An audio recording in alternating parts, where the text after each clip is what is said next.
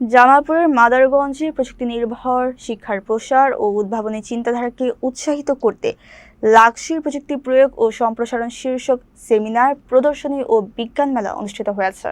বুধবার সকালে উপজেলা অডিটোরিয়ামে উপজেলা প্রশাসন, বিজ্ঞান ও প্রযুক্তি মন্ত্রণালয় এবং মাধ্যমিক শিক্ষা অফিসের যৌথ উদ্যোগে এ দিনব্যাপী আয়োজন করা হয়। উপজেলা নির্বাহী কর্মকর্তা সুমন চৌধুরীর সভাপতিত্বে ও সমাজসেবা কর্মকর্তা তৌফিকুল ইসলাম খালেকের সঞ্চালনায় সেমিনারে বক্তব্য রাখেন কৃষি কর্মকর্তা হাবিবুর রহমান, একাডেমিক সুপারভাইজার শফিকুল হায়দার ও BCIR এর সায়েন্টিফিক অফিসার সম্রাট মোহাইমিনুল ইসলাম।